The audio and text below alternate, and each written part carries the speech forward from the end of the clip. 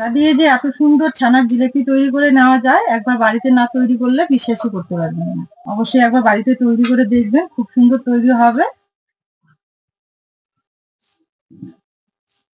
দেখুন কত সুন্দর হয়েছে জিলেপি গুলো।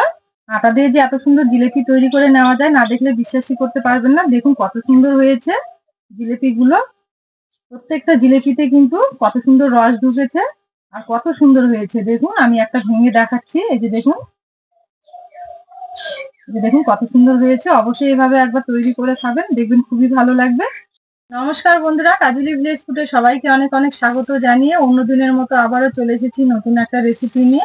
আজকে আমি বানাবো ছানার জিলেপি। তবে জিলেপিটা আমি ছানা দিয়ে বানাবো না, আটা দিয়ে তৈরি করব।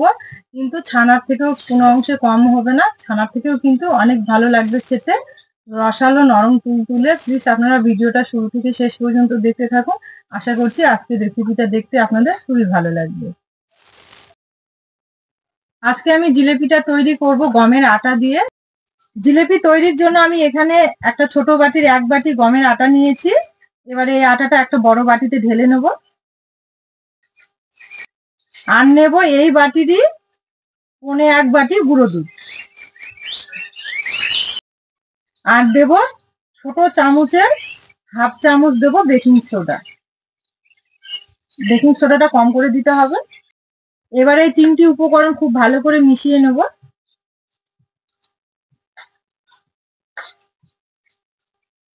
আর দেব 1 চামচ ঘি। এই ঘিটা দেওয়ার পর আমি খুব ভালো করে আটাটা ময়াম দিয়ে নেব। এইভাবে একটু মেখে ভালো করে ময়াম করে নিতে হবে। তবে আমি ময়াম করার সময় ঘি দিয়েছি, আপনারা সাদা তেল দিয়েও করে নিতে পারবেন।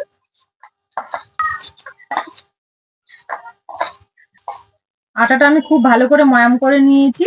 এবার আমি অল্প অল্প করে জল দিয়ে একটা নরম ডো তৈরি করে নেব। আবার একটু জল দেব। জলটা একবারে দেওয়া যাবে না, বারে বারে দিতে হবে। এই যে দেখুন আটাটা আমি এইভাবে নরম করে মেখে নিয়েছি। একটু নরম করে মেখে নিতে হবে। দেখে বুঝতেই পারছেন একটু চিটচিটা ভাব হয়ে রয়েছে। এবার আমি একটু ঘি দেব। আবার একটু ভালো করে ঘি দিয়ে মেখে নেব, তাহলে কিন্তু গোল একটা ডো তৈরি হয়ে যাবে, হাতেও লাগবে না। এই যে দেখুন একটু ঘি দিয়ে মেখে নিয়েছি, একটা ডো তৈরি করে নিয়েছি, হাতে আর কিছু লেগে নেই। এভাবে মেখে নিতে হবে। এবার আমি একটা থালা নিয়েছি, থালাটা উপর করে দেব। আর এই থালার পেছনে আমি এখান থেকে ছোট করে একটা লেচি কেটে নেব। নেওয়ার পর এভাবে গোল করে নেওয়ার পর এভাবে আমি লম্বা করে নেব।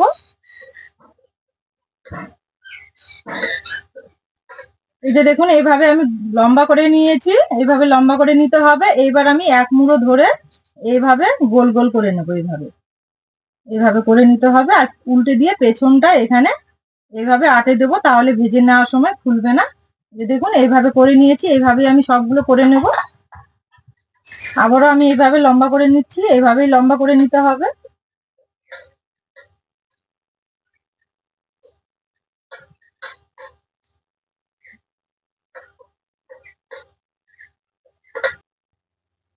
আবারও ঘুরিয়ে দেবো এইভাবে। এইভাবে উল্টো দিয়ে আবারও এঁটে দেবো এইভাবে।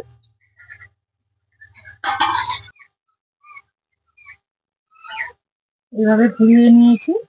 দেখতেই পাচ্ছেন এগুলো তৈরি করা কতটা সহজ। এই যে দেখুন আবারও একটা তৈরি করে নিয়েছি।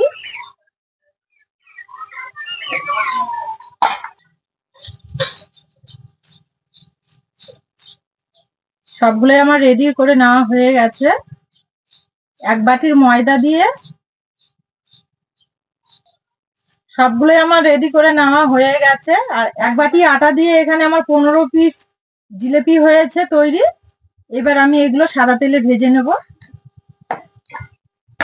উনুন ধরিয়ে কড়াই বসিয়ে দিয়ে কড়াইয়ে আমি সাদা তেল দিয়েছি ভেজে নেওয়ার জন্য। জিলেপি গুলো ভেজে নেওয়ার জন্য কিন্তু তেলটা খুব বেশি গরম করা যাবে না। এই যে দেখুন আমার হাত দিয়েছি, হাত দেওয়ার পর আমার এইভাবে যেন সহ্য করতে পারি, এইভাবে গরম করে নিয়েছি তেলটা।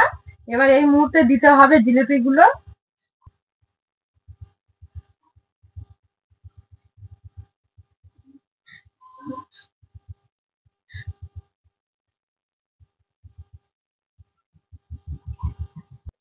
এই যে দেখুন কত সুন্দরভাবে ফুলে উঠেছে।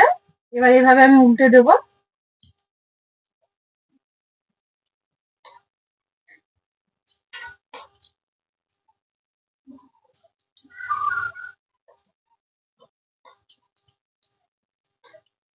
এগুলো যদি শিরায় পড়ে তাহলে কিন্তু আরো অনেকটা ফুলে বড় হবে। এখনই অনেক বড় বড় হয়ে গেছে, দেখুন, দেখে বুঝতেই পারছেন আপনারা।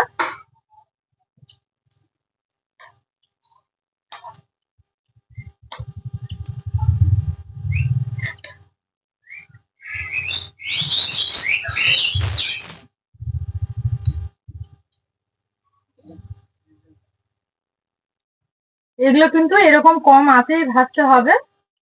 উনুনের আঁচটা আস্তে করেই ভাজতে হবে, এগুলো জোরে আঁচ দেওয়া যাবে না। হয়ে গেছে, এবার তুলে নেব। দেখুন কত সুন্দর একটা কালার এসছে। এই যে দেখুন কত সুন্দর কালারটা এসছে। আবারও কড়াই বসিয়ে দিয়েছি চিনি সিরাপ করার জন্য। ওই বাটিরই আমি 1 বাটি চিনি নিয়েছি আর দেব 1.5 বাটি জল।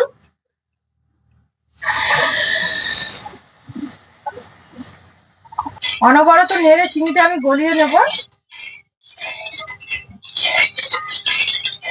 চিনিটা গলে গেছে, এবার দেবো আমি 2টো ছোট এলাচ, মুখগুলো ফাটিয়ে দিয়েছি। এবার চিনির সিরাপটা আমি কিছুক্ষণ একটু জাল করে নেব, খুব বেশি মোটা করব না, পাতলাই রেখে দেব। চিনির সিরাপটা আমি খুব ভালো করে ফুটিয়ে নিয়েছি, এই অবস্থায় নামিয়ে নেব। এবারে গরম শিরার মধ্যেই আমি জিলেপিগুলো দিয়ে দেবো।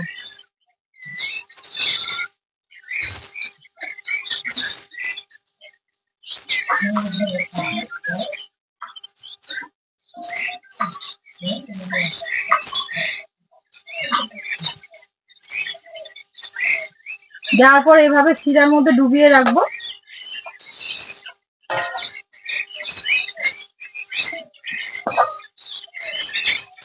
জিলেপিগুলো আমি শিরার মধ্যে ডুবিয়ে রেখেছি এইভাবে। এবার আমি 1 ঘন্টার জন্য থালা দিয়ে ঢেকে রেস্টে রাখবো। ফিরে এলাম 1 ঘন্টা পর। ঢাকনাটা তুলে এবার দেখে নেব। এই যে দেখুন জিলেপিগুলো কত সুন্দর ফুলে উঠেছে আর রসগুলো চুষে নিয়েছে, কতটা সুন্দর হয়েছে দেখুন। এবার আমি একটা প্লেটে তুলে নেব। একদম নরম তুলতুলে করছে, এই যে দেখুন একদম নরম তুলতুলে হয়েছে। কত সুন্দর হয়েছে দেখুন, রস কত ঢুকেছে ভেতরে।